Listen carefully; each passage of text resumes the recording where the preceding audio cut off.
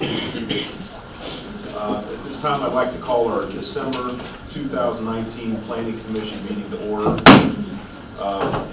Please silence your cell phones if you don't mind.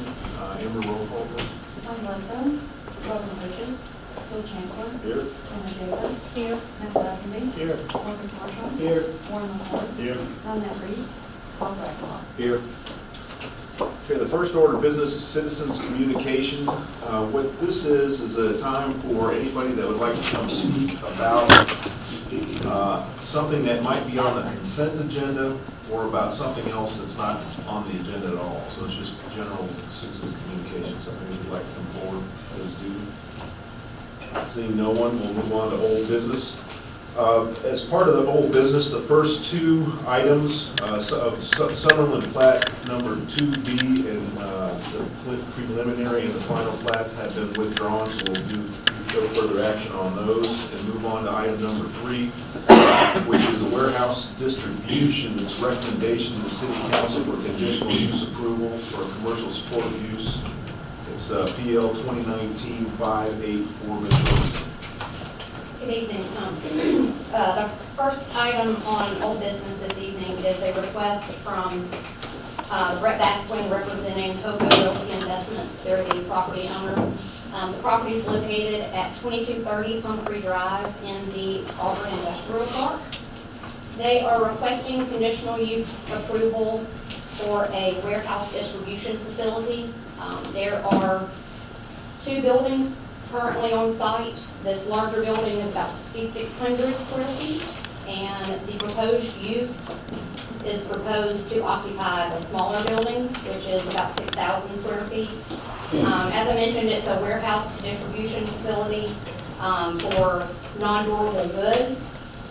It is permitted under the deed restrictions of the properties within the industrial park. The property owner is here this evening, and the property owner's representative, Mr. Baskin, is also here. We do recommend approval with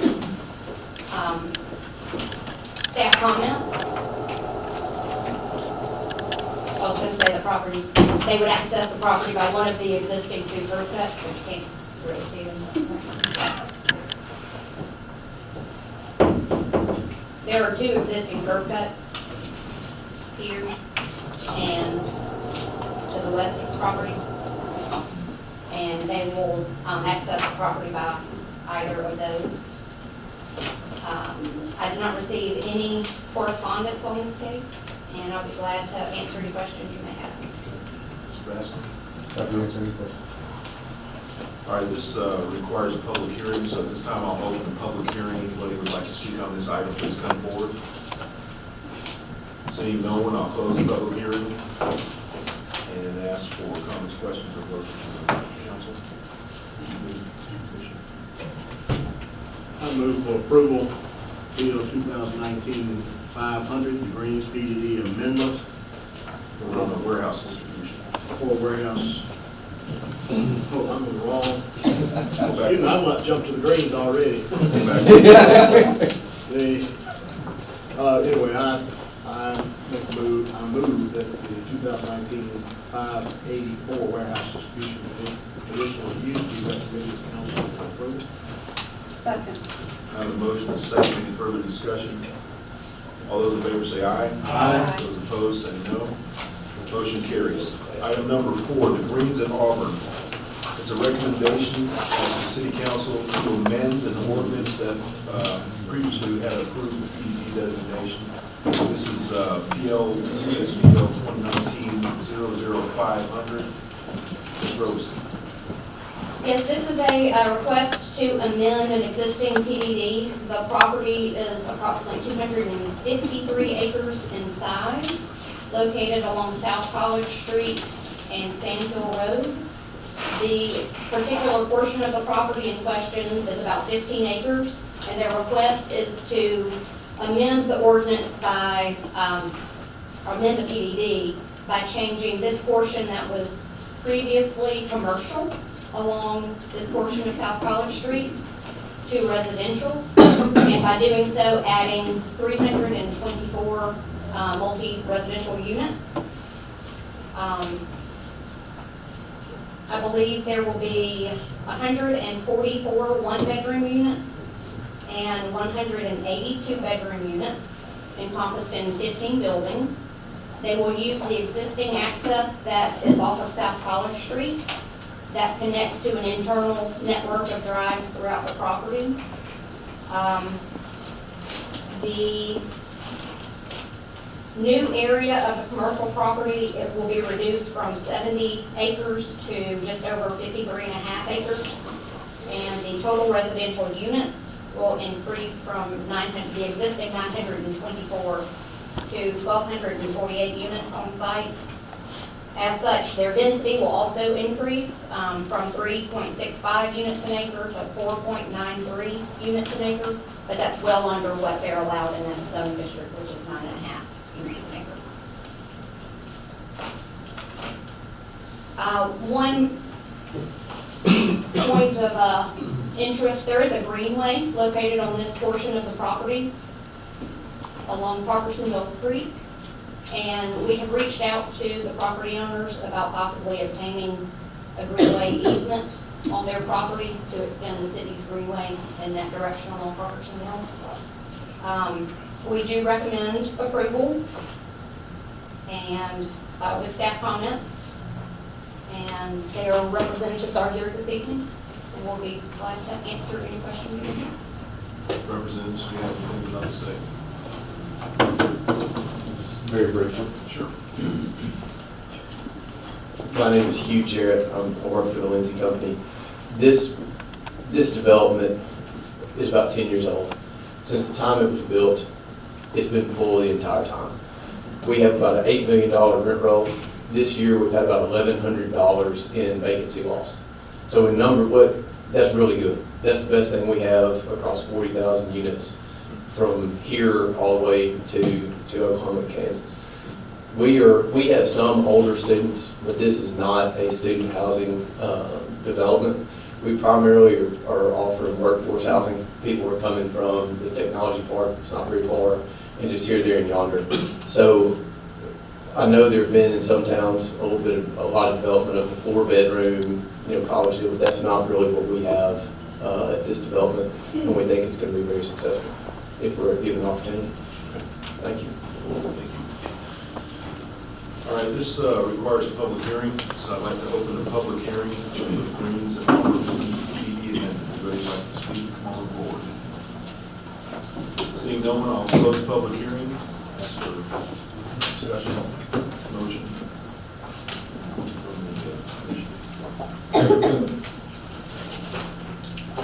Okay, I'll make a motion to approve PL 2019-00500, the Greens PD amendment with comments. Motion is second. Any further discussion? All those in favor say aye. Aye. Those opposed say no.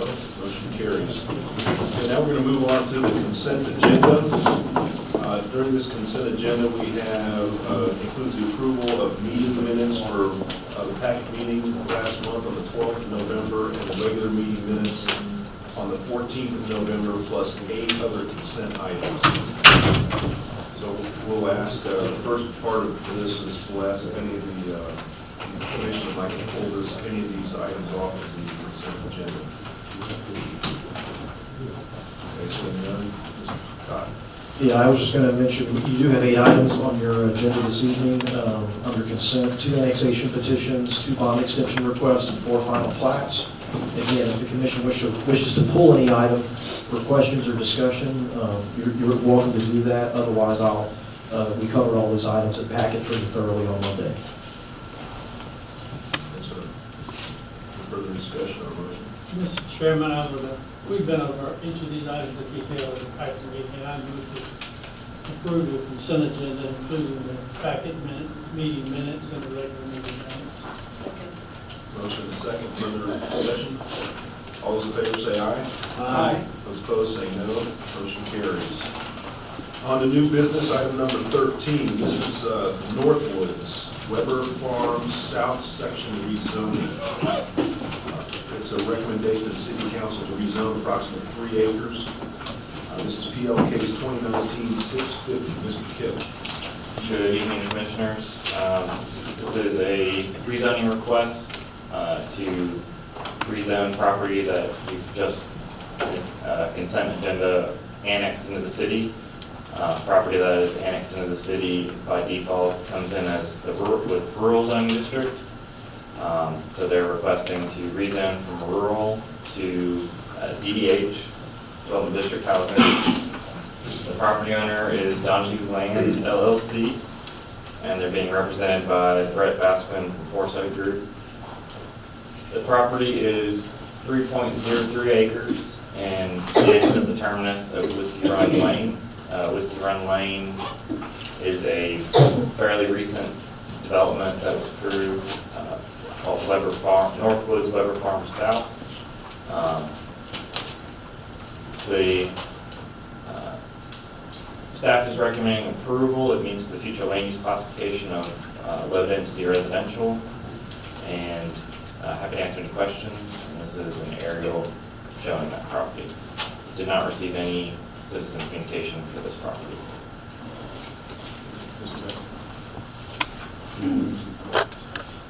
All right, well, this requires a public hearing, so if anybody would like to come speak on this particular item, please come forward. Seeing no one, I will close the public hearing and ask for discussion or a motion from the commission. Mr. Chairman, I move approve item 13, pending annexation request, which is an exciting.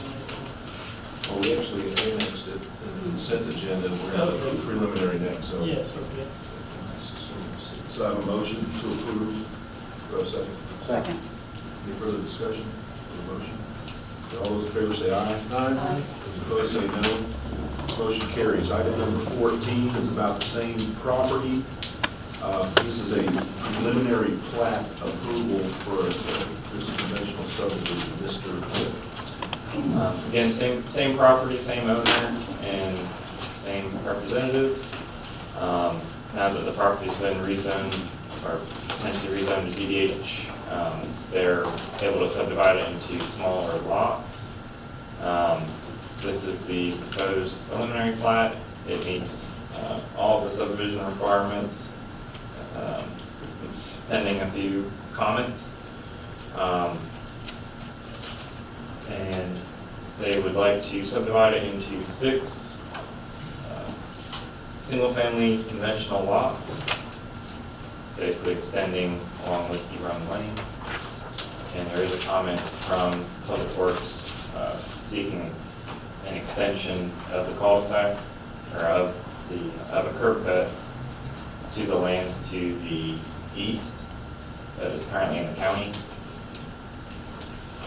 These lands to the east are currently in the county, so one of the conditions that was placed upon Northwoods Weber Farms, which is the development to the west, was that an extension be stubbed out to vacant lands in the county. These lands are now being annexed in and re-subdivided, so that same condition applies to provide a stub out to lands to the east that are in the county for future development.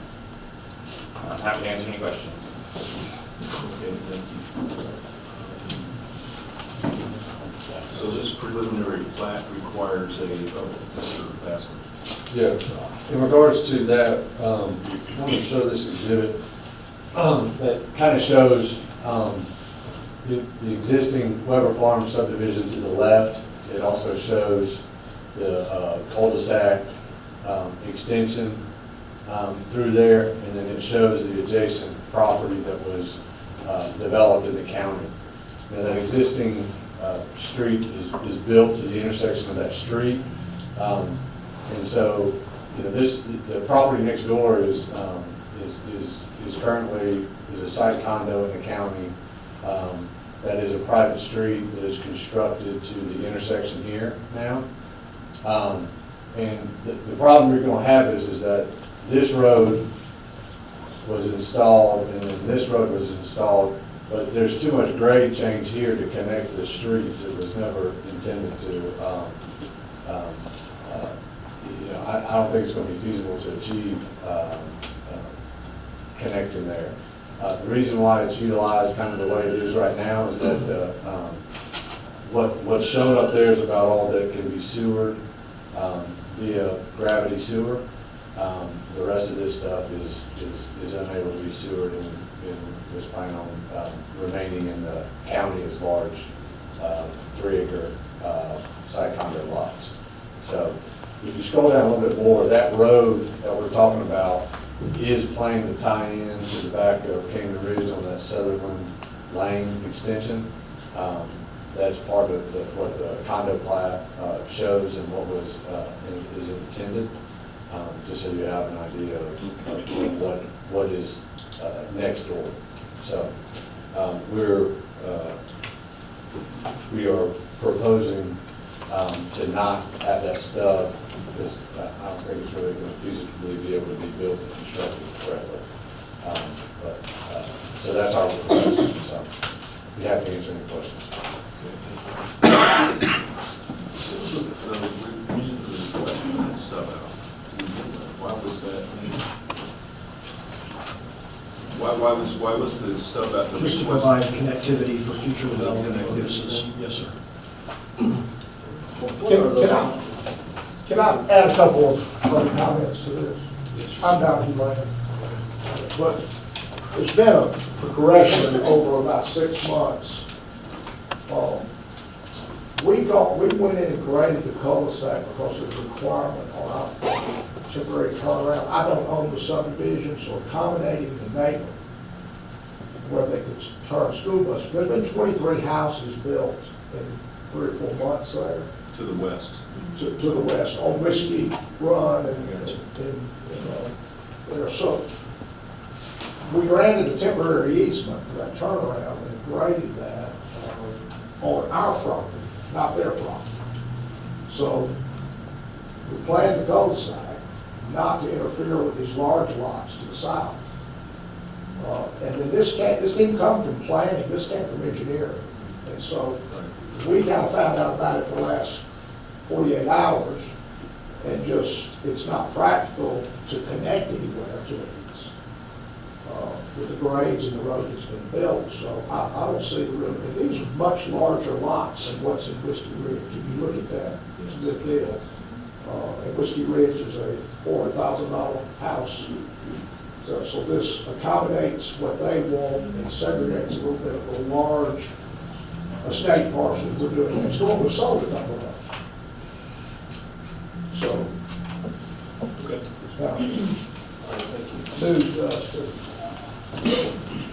Can I ask, what are these contour intervals? That looks awfully steep. What are those? What's this? 2 foot. 2 feet?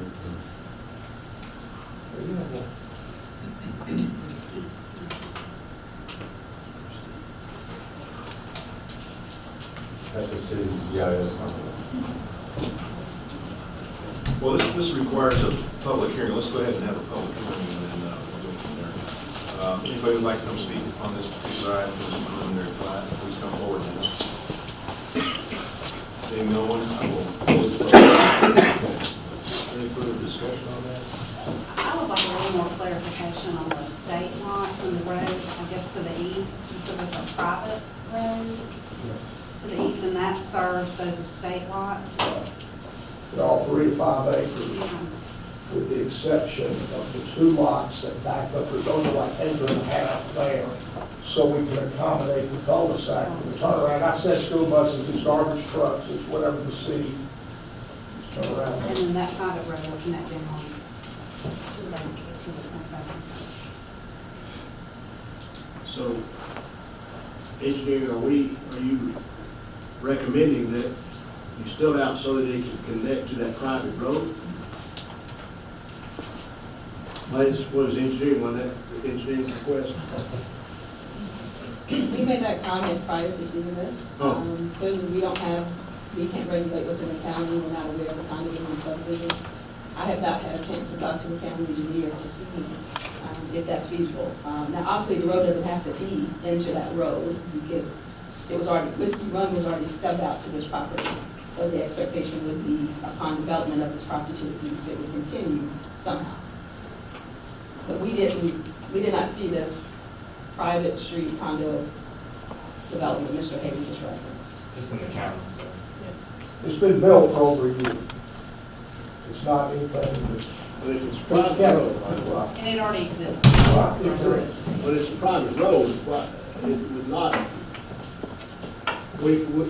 can you even connect a public street through which these people would go to the private road? It's recommended that at the end, at the bottom, so it's essentially the same thing. Mr. Baskin said that the private road would connect to, can you scroll it a little bit, I think it's into Camden Ridge. Southern. South. So that's what's happening. Southern, so it would be the same scenario. Could be.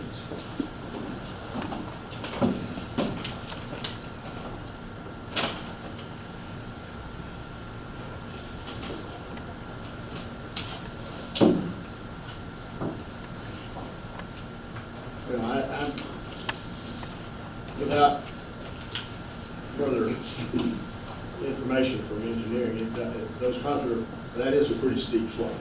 And I'm a little puzzled as to why we would want to empty circulation through a private street. I'm not quite sure how that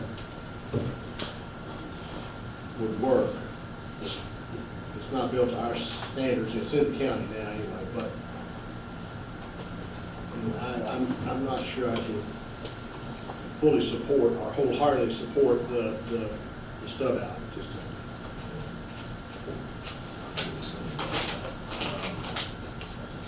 So now, that recommendation, it sounds like you were saying that recommendation came from the county engineer as opposed to city.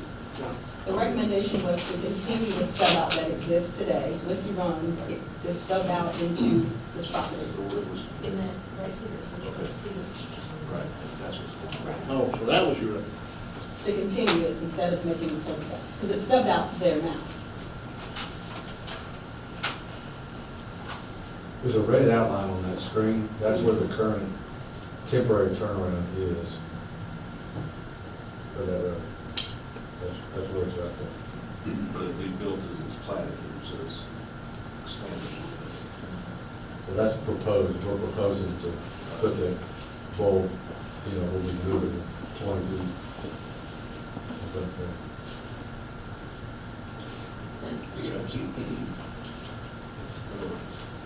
Motion? Mr. Chairman, I move on approval item 14, based on staff comments for approval. I'd like to amend that and remove the stub out staff comment from the Okay, so we have a motion with no second at this point. So we have a second for the original motion. We do not. I'm not sure, So what I'll second it as amended, okay. So as amended, so what we'll, but I'm not sure if that's. so what we'll do is vote on. We didn't have a second, so I don't know. You don't have a second. We don't have a second. So the motion dies for lack of a second. Right. She makes her motion as amended as a new motion. Right. So the new motion is, We move to approve PL 2019-006.1. List out comments minus engineering's comment of stub out to property entities. okay, a second. Second. Any further discussion on that amended motion? Okay, all those in favor say aye. Aye. Those opposed say no. No, Motion carries.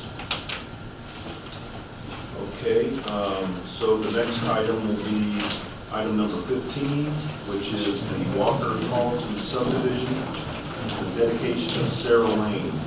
This is a preliminary plat approval to subdivide for new right-of-way, Ms. Rosen. That's correct. This is a request from Tiger Creek Development Incorporated. They are represented this evening by Mike Moore with Surveying. They are requesting a 2-lot subdivision. The primary purpose of the subdivision is the dedication of the right-of-way of Sarah Lane. Currently, it is a lot of record, and they will be improving it to street standards, city street standards. It's 60 feet in width. There's, the property that is being subdivided into 2 lots. The one on the north is approximately 2.8 acres, and the property on the south is just under 4 acres. And it is zoned DDH with the PDD overlay. And we do recommend approval with staff comments.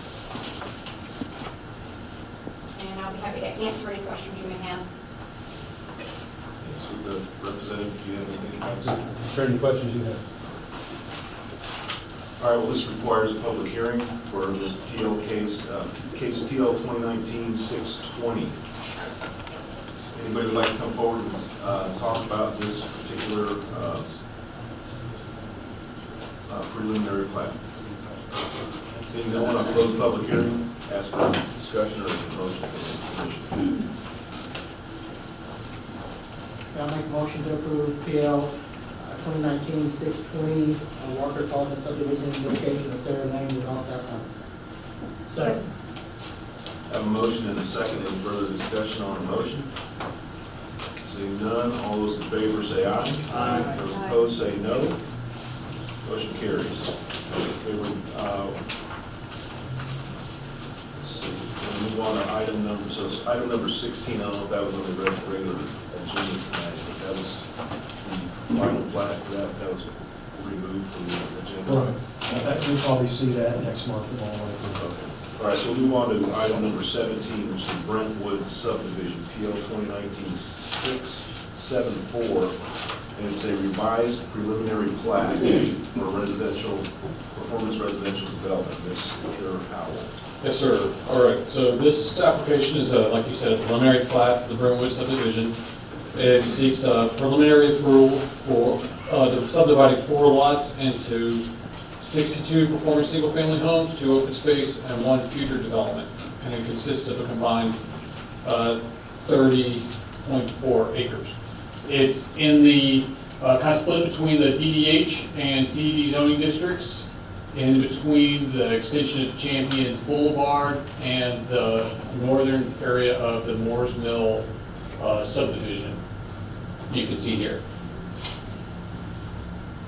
They were originally, remember this plat originally from your December meeting of last year, where they were requesting a preliminary plat approval for 75 lots instead of the 65 here.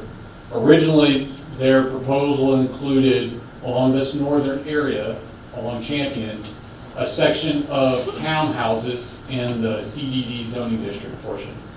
They have decided to remove those townhomes and replace those with single-family product. So that will actually decrease the density to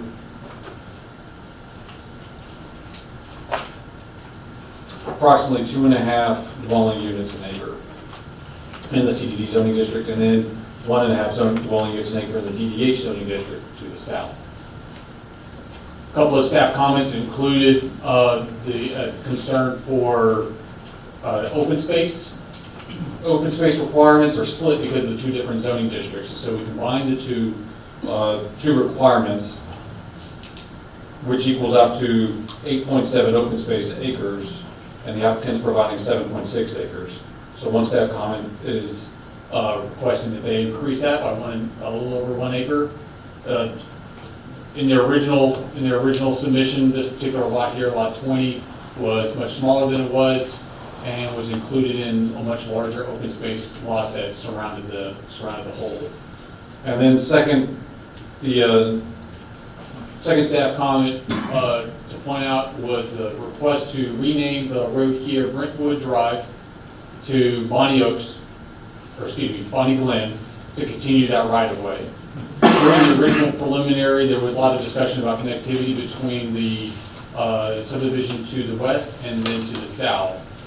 The Planning Commission and Planning Department worked with residents and the developer and came to the agreement that we would connect right of way to the west, but not pavement, only allowing access by emergency vehicles. And to the south, we would connect the right of way and stub out to the extent of where a bridge would be in place in the future spanning Moore's Mill Creek. And so that contemplates eventually connecting Bonnie Glen at some future time. So it's the reason for changing the name. Other instances of like that across the city include West Magnolia has a subdivider, or excuse me, is divided. So this wouldn't be the first. No, it creates confusion. It does. I can't deny that. The other once this is connected, more confusion would then be when you have to rename the street and the associated addresses along with it. I received only one correspondence. It was a phone call from a neighbor in the Riverwood subdivision, located right here, 2302. They were neither for nor against the plat. They just wanted to ensure that the connectivity arrangements for Seneca Drive that was worked out during the first preliminary were honored for this one. Any of your questions? I've got one quick question, just out of curiosity. Now, is our position is if when a lot is split between two zones, it is in which zone, where the majority of the lot is, or what? That was how I calculated the density, yes. You have a question, Matt? Yeah, if you've got a slide of the airport overlay. Yes, I do. Next one. Okay, so you'll notice that it is within the runway protection zone. That does not exclude residential homes. It does exclude uses such as congregating areas, things like that. Originally, there was hospitals, things like that. Originally, the property along Champions Boulevard to the north was owned by a religious group that, after this road is placed, they had to sell it. I just think it's important that it be part of the public record that we've shown that. Yes. Those directions. There's an aerial.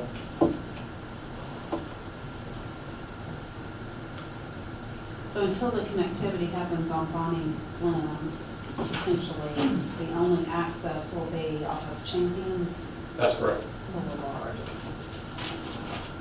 Eventually, it's going to be, what's it, Highland? Highland does not connect. Highland will have frontage for this lot as well as along this road here.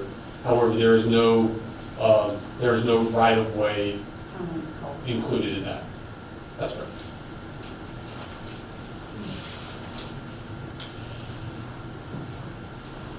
Is there any type of requirement for a time frame for that connectivity? There is none.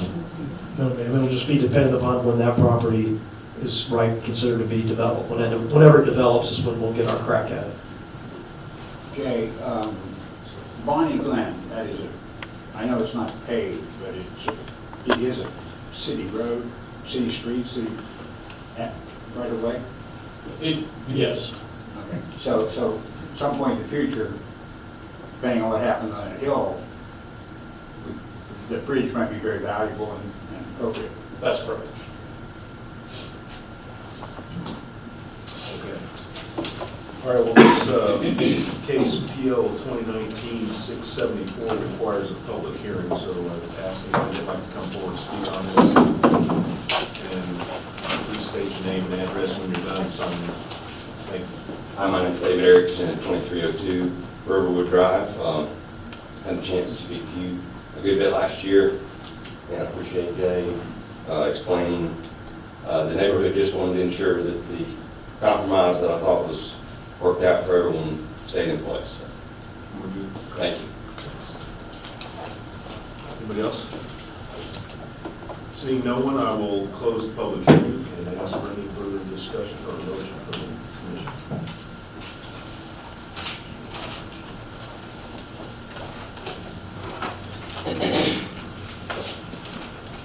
I'll make a motion to approve PL 2019-674 with staff comments. I have a motion, a second, any further discussion on the motion? All those in favor say aye. Aye. Opposed, say no. No. Motion carries. Okay, we'll move on to item number 18, which is the same property, and this is the final plat approval, which requires no public hearing. Sir, our final plat approvals can follow preliminary, since this was discussed in depth a year ago and had a small amount of deviation and change. We felt it was reasonable to bring the final in along with this revised preliminary, which this was the original application. Same comments apply.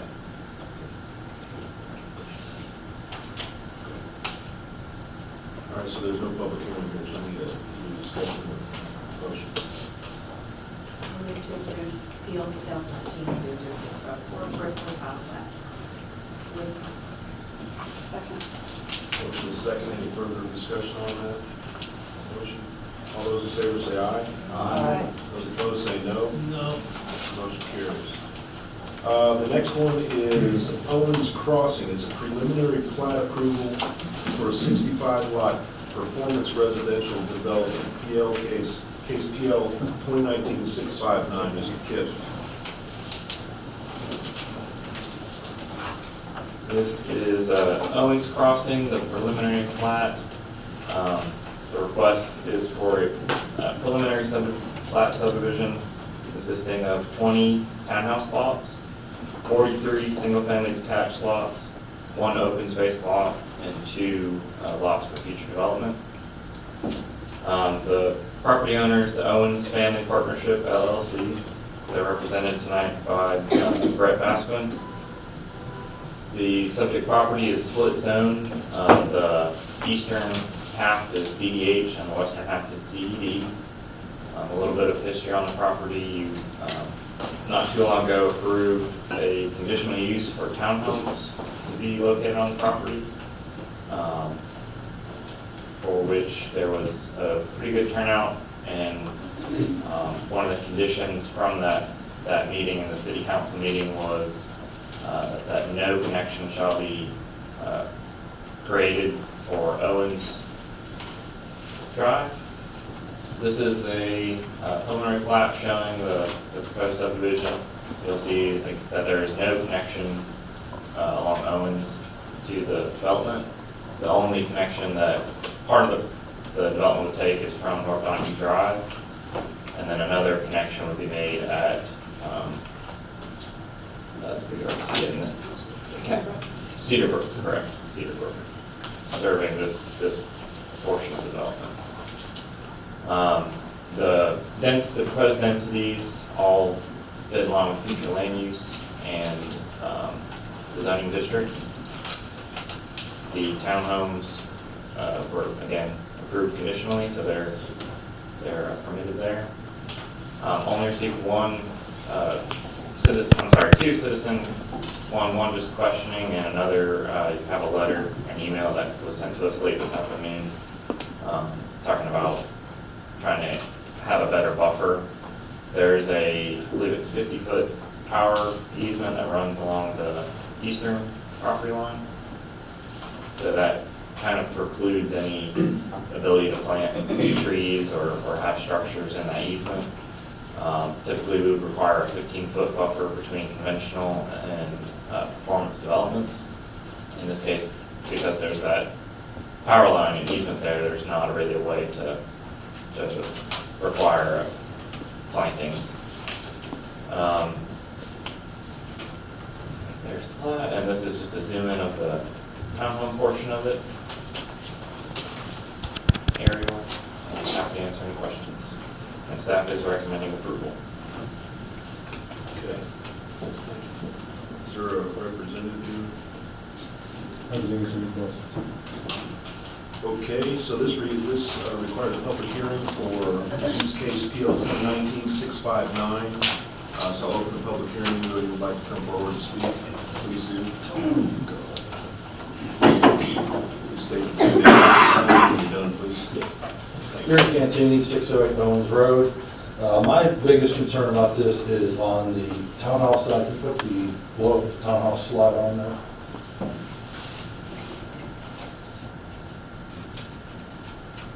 if you notice, on all the residential section, all of those lots butt up against the power companies. If you notice there, it looks like at least lots 46, 47, can't really tell them 48 in the cul-de-sac, they all actually breach into the power company easement. So we have less of a buffer zone there, and obviously if we're thinking about noise or other issues, we would expect more problems from the townhomes than we would from the residential area.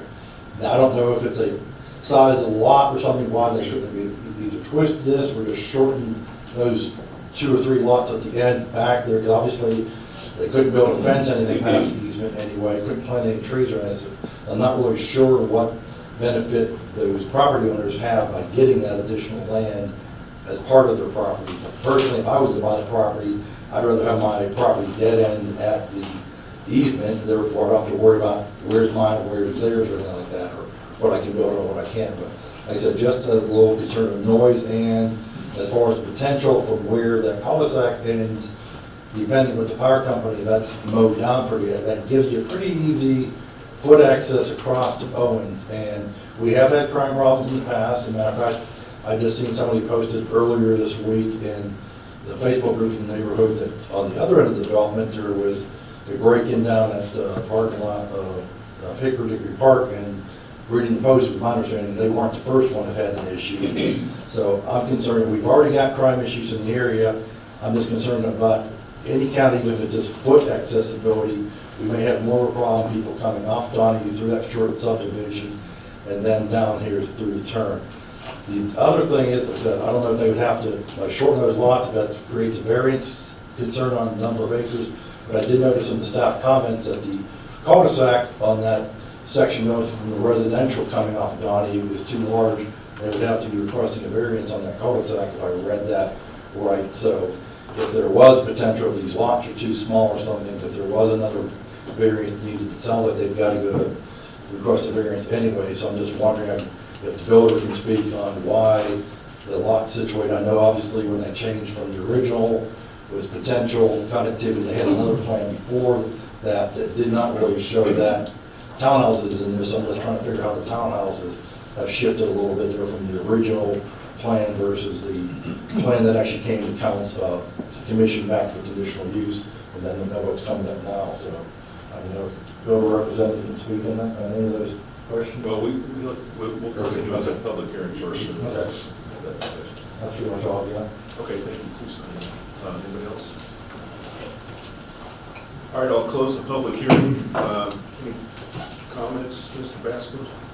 And then I guess I would ask, kind of another question would be, this might be directed at staff, would be the easement property line sort of kind of discussion. You just can't put structures in it. Right. Or like a fence or something like that.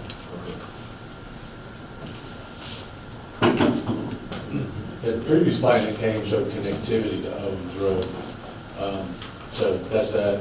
I think one of the questions was like the rear of lot 46. At the back of lot 46, that aligns with the, that's immediately adjacent to the end of Owens Road. So that's not even immediately adjacent to anybody's residential home right there. So I'm not sure that would be that big of a concern. There's the Owens Road right of way right there. The question was, why does it go past the easement, where the rest of the residential ones do not? Is the question, In order to make it a buildable lot to get the required setbacks you need for the structure, you got rear setbacks, side setbacks, you have all these other setbacks. But the only impact is you just can't build a permanent structure on that easement. Correct. You can have a yard in there. Right. The property doesn't own that property, they own the easement. Yeah, so, I mean, the landowner technically owns the land, just like Warren said, it's just an easement for the use of the airspace for the electrical lines, so. And correct me if I'm wrong, my understanding about fences is that you can put a fence up there as long as you have access through the fence, through like a gate that will accommodate trucks and that type of thing, or I may be wrong in my understanding, so that's why I'm asking the question. For city of Auburn easements, you can, but this would be a utility. So they have to work out with the utility, what they can and can't do. Or where it could be and can't be within the easement. Thank you. Okay, so that brings us to the discussion or motion for the position. Let me ask, for clarification for a point from the letter writer. We have regulations that keep construction from going on 24 hours a day, is that correct? That is correct. Okay, so his concern about constant round-the-clock construction is not, That is true. Also on that note about the email, this was, we did not change its zoning to accommodate this new development. This No, is by ma'am. right. Yes, ma'am. Right. What you have on the plat right now is all DDH. There's an admin plat that the rest of the CDD is separated as separate parcels. So if you look on your plat, it says it is lot 2 and lot 3. Those are the CDD. The only thing that is a residential here is just the DDH land, because there's nothing else you can do but other than residential. And that's important to note because of how our family definition applies in DDH. The question, the property is adjacent to 54, 46, and 45, those are the parcels. Are they designated, who maintains those? They The home, the HOA, the homeowners association. Oh, okay. His performance is open space. And the lots 34 through 45 don't have access to North Donahue? No. Yeah, one of the staff notes is that there's no access to Donahue from any of these lots of those in the residential. So we have a motion. Move to approve item 18 with the We have a motion to approve agenda item number 19, which is case 2019-659, and a second. Any further discussion on the motion? All those in favor say aye. Aye. Those say no. Motion carries. Item number 20 is the Talmadge subdivision. This is a preliminary plat approval for a conventional subdivision, case BL 2019-670. Mr. Howard. Yes, sir. All right. So this application is a preliminary plat approval for 7-lot single-family conventional subdivision located at 2042 Bonnie Glen Road in the rural zoning district. It is just north of the Summerlin subdivision to the south, and across Moore's Mill Creek from the Moore's Mill subdivision just south of the Greenwood subdivision we just spoke of. You'll remember this, obviously, you'll remember this plat from August of this year, during which the Planning Commission heard a request to subdivide it as the configuration shows.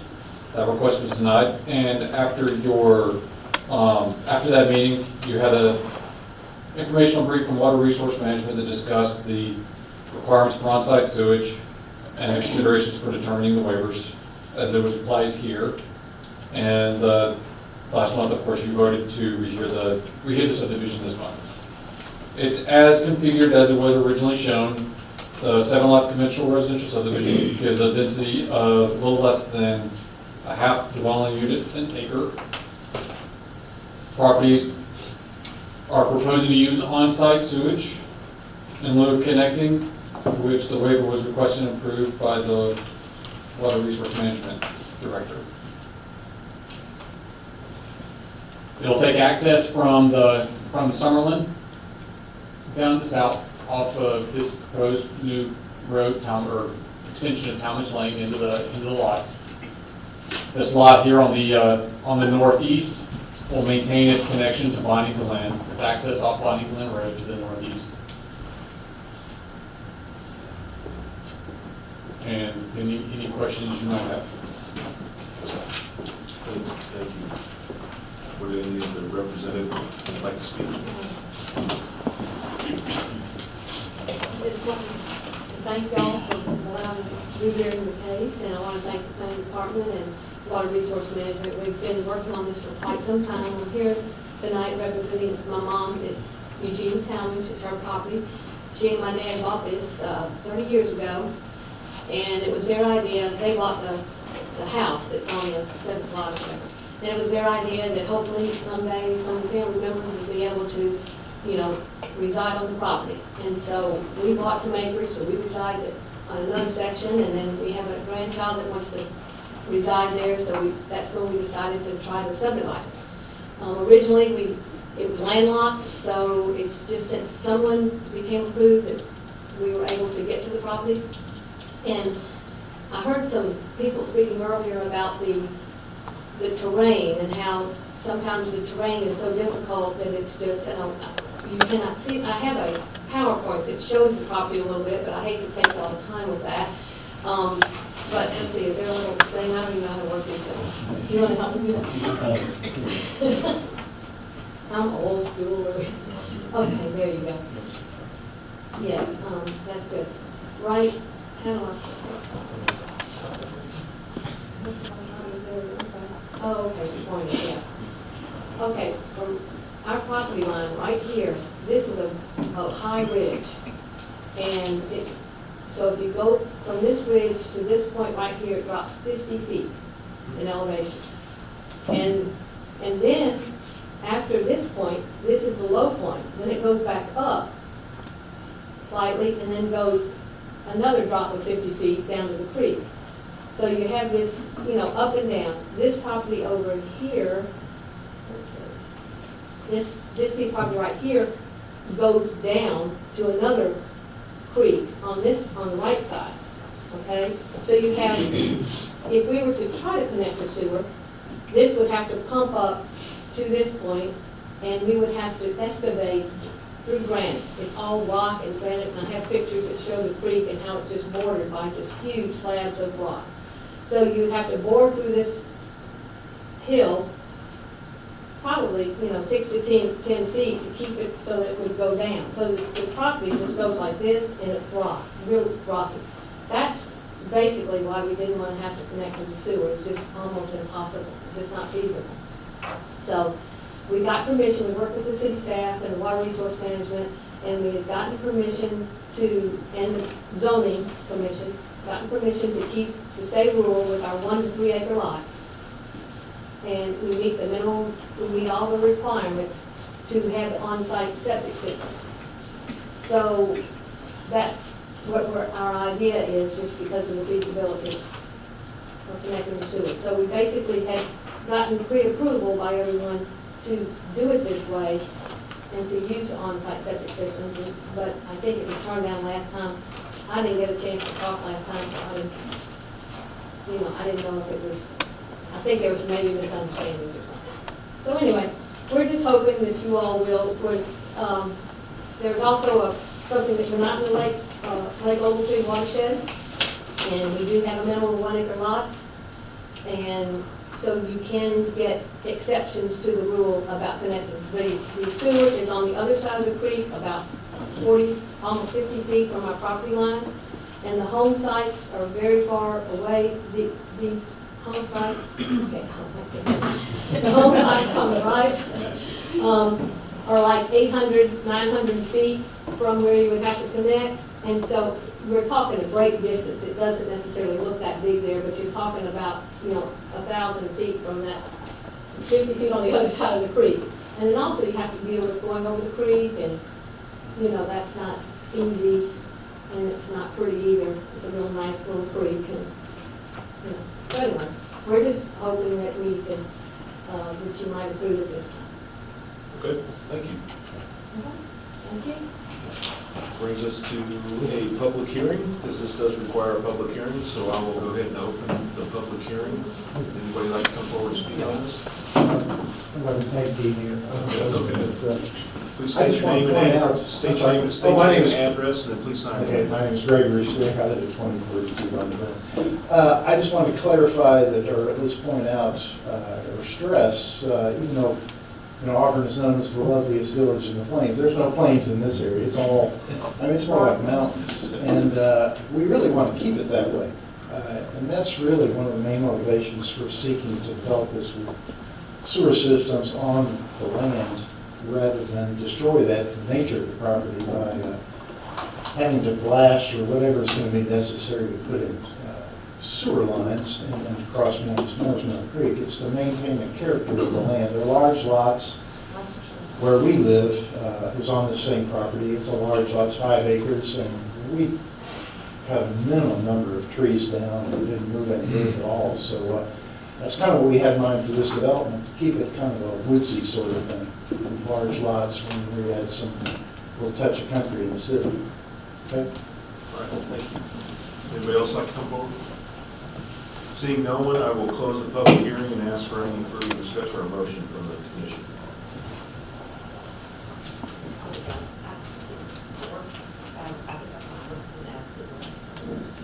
So the only way in is through summer. Yes, ma'am. This is not on the Bonnie Glynn's side of the one we just approved for Brickwood. That's correct. The connection issue here in regard to sewer is the requirement in the zoning ordinance that anytime you were to provide a density other than rural, which is 3 acre lots, then you have to tie into sewer if it's available.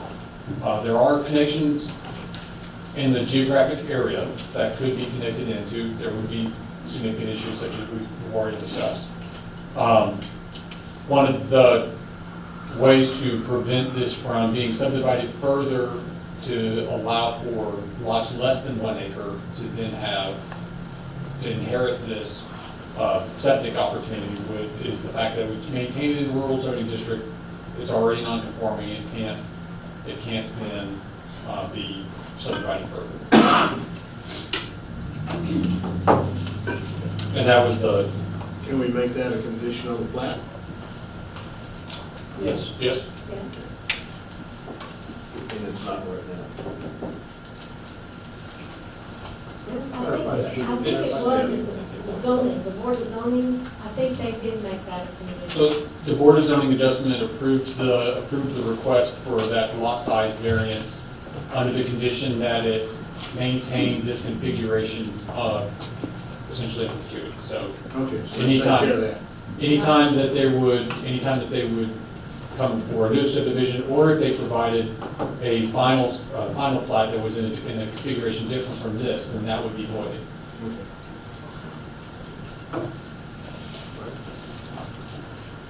Motion. Well, I made the most noise last time. I'll make the motion after this further clarification that we've gone through.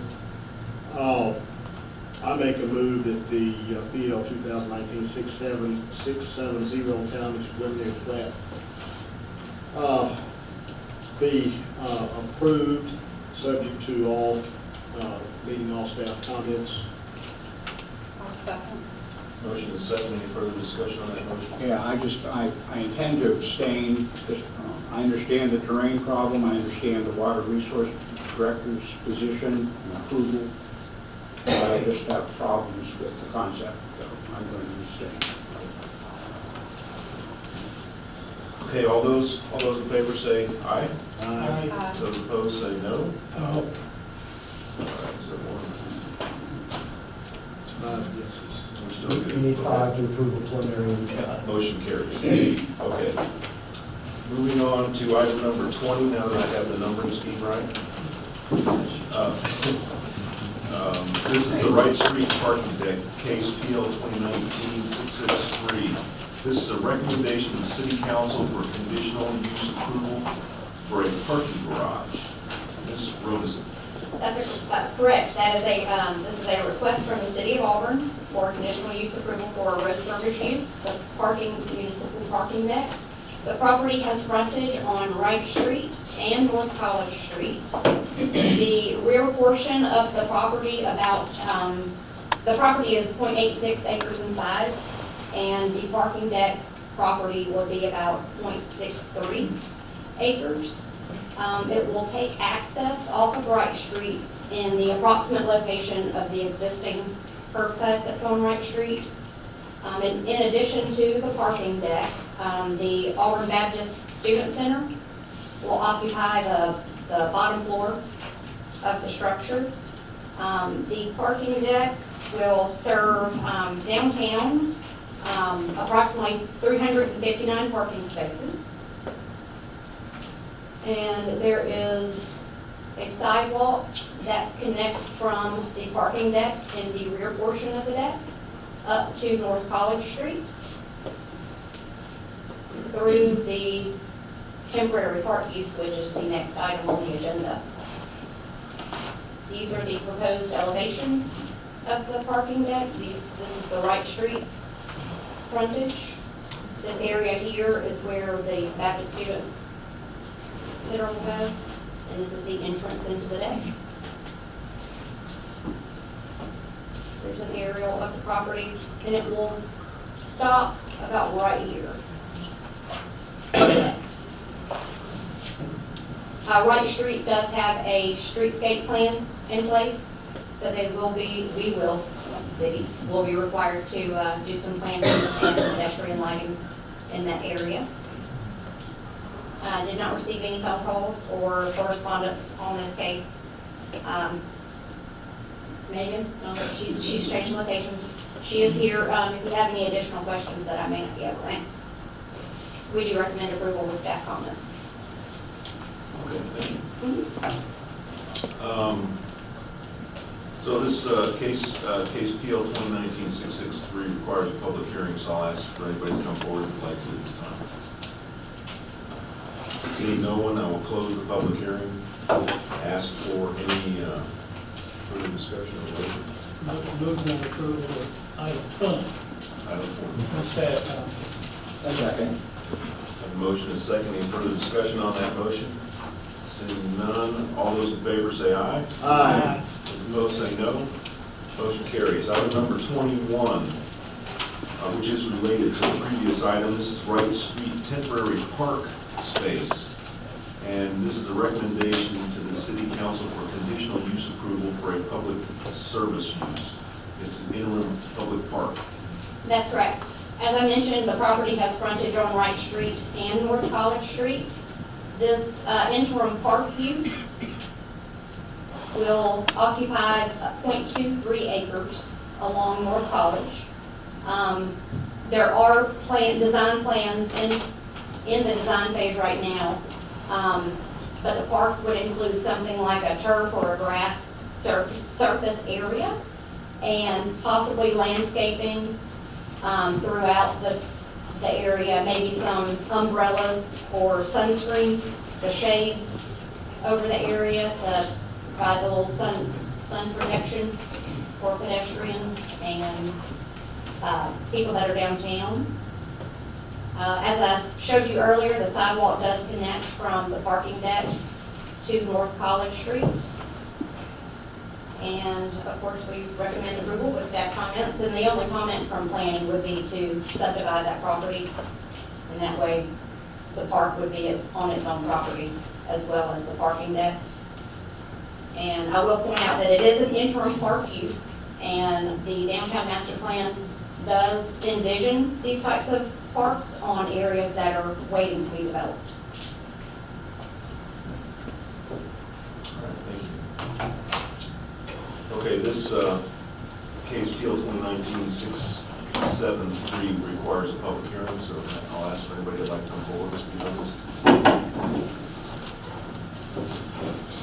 Gary Cancini, 608 Owens Road. I guess my other question would be, is this strictly going to be green space just be there, or would the city envision maybe public events, concerts or something held on this land while it's being in the interim, instead of maybe blocking off to Tumor's Corner or something like that? I mean, is there any thoughts about what to do with this in the interim other than just... It's designed to provide essentially open space for anyone who chooses to avail themselves of it. I don't think we've gotten to the point of really talking about where events would or wouldn't be held, but obviously it's kind of a delicate balance. We want to have improvements, make it a viable space, but also do with the understanding that the property will be redeveloped at some point in time. And then also, obviously, the big concern, question would be like football season. Was there anything where, like I know certain parks you can wind up getting permit to use space or whatever. Is there anything provision to either allow or prevent somebody wanting to decide, we're going to do tailgates in there or something like that? It's public space. I don't think we're going to, it's designed to be used by all, so I don't think there would be an intent for someone to to essentially not make it, for one member of the public to not be able to make it a welcoming place for another member of the public. Okay. That's all I got. Thank you. Anybody else? Okay, I'm gonna close the public hearing and ask for I have a question. question. What's your general definition of interim? Time frame. Just rough, so we got some down. Megan McGowan Crouch, Assistant City Manager. I think what's important is interim is just that, very temporary. The previous plans for this project included a building right over that property. This is very much a holding use. When this project was first introduced and the property was acquired from the Alabama Baptist State Board of Missions, this was always envisioned to be a building over at the college frontage. We have a really great park in downtown. It's called Sanford Park. And it takes up 25% of our downtown area, and it's a gigantic green space, and this is very viable space at the top of the hill. What the city is not interested in doing right now is slowing down a parking deck project again that needs to get constructed to wait on a building. We get daily offers from people who would love to buy this. We will be diligent as a staff if we make a recommendation moving forward, and that'll ultimately be up to the city council if they're willing to sell and what will be constructed there. But temporary could mean we could not complete, we could be not finished with the parking deck and we could opt to do a project there. I mean, but we're seeking your approval and want the public to be very clear while it's space that will be utilized, while it's available, it may not always be available. And that's why also we're looking at possibly a turf grass product instead of natural grass because of potential event use. What I don't think you'll see is there's no intent to allow a bunch of vendors there that would compete with downtown vendors or anything like that, going with the current regulations that you talked about, food trucks and other things that would follow on. You'd only see that in downtown event mode. Mr. Chairman, I move approval of item 21, staff comments. Second. Have a motion and a second. Any further discussion on the motion? All those in favor say aye. Aye. Those opposed say no. Motion carries. Item number 22, PL 2019-664, Camden West amenity improvements, which is a recommendation for conditional use approval for an outdoor recreational use. Mr. Howell. Right, this proposal is a conditional use application, as you said, for a outdoor recreational use in the DDH zoning district on the southwest corner of the Camden Ridge subdivision. This is essentially an expansion of an existing subdivision amenity. However, because it has, the site itself already has a structure greater than 500 square feet, this has to then be considered a primary use of an outdoor recreation requiring conditional use. So this site plan right here shows kind of hard to make out, but here's the existing structure here, which includes a covered building with two enclosed sections on either end, a pool right here, and then a playground outside of it, and then an existing parking lot right here. The expansion of the lot increases the lot to a total of 2.79 acres, doubles the parking here, adds a second building, approximately 2,010 square feet in size, and then a second pool here. It requires essentially a doubling of the parking. They provide that as much. We don't have floor plans as yet about the extra facility. However, we do understand it's supposed to be essentially a meeting and gathering area. And so that would be totally enclosed and would be totally heated. Here's a imagery. So you can see right now it's currently wooded. They would just extend the parking lot into the woods and then clear this area for the detention and the second facility and did not receive any correspondence on this. And staff would recommend approval of the contract. Is this a performance subdivision? No, Camden Ridge is conventional. Then I just have a question because I don't know the answer. What do the amenity properties like this count as open space? Would they in a performance situation? I believe so. All right. Okay, this is, any more questions? Okay, yeah, this is, so case PL 2019-664 requires a public hearing, so I'll open it for the public hearing. Anybody like to come forward and speak?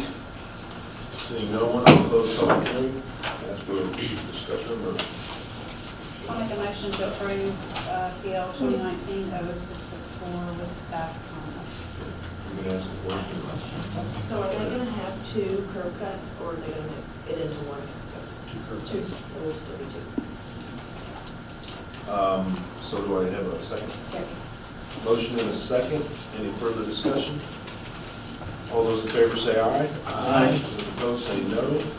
Motion carries. We're on to item number 23, case PL 2019-669. This is a recommendation to the city council for conditional use approval for a road service use. Mr. Kidd. Yes, this is a conditional use request for a auto repair, paint, body work, auto shop. The subject property is zoned CDD, Comprehensive Development District, of which road service uses are conditional, some of them are. Subject property is located at, has double frontage on Veterans and Spirit Drive. As the site plan shows, it would take access off Spirit Drive. Staff is recommending approval. It, for the most part, meets all, the site plan meets all the requirements, and we'll get more into it when it goes to DRT. Here is an image of property that's currently vacant. To the east, to the east is a collision repair, another road service use. You've got the now Sons Ford on the corner there. Several other retail and road service uses, so this fits fairly well into what's out there now. Did not receive any citizen questions, and I'd be happy to answer any questions. Any comments, Mr. Basil? Have to answer any questions? All right, so this auto service center requires a public hearing. Anybody would like to come forward and speak on that now? Seeing no one, I'll close the public hearing, ask for discussion or motion. I move that PL 2019-669 Auto Service Center request for conditional use approval be recommended to council for approval. Motion and a second. Any further discussion on the motion? All those in favor say aye. Aye. Those opposed say no. Motion carries, and that brings us to the end. Mr. Cotton, do you have anything for us? Yes, sir. Per usual, you all have had a very productive year. On behalf of the department staff, it's been a real pleasure getting to work with each of you and get to know all of you, and we hope you all have a great holiday and a happy New Year. Right back at you. All right, stand adjourned.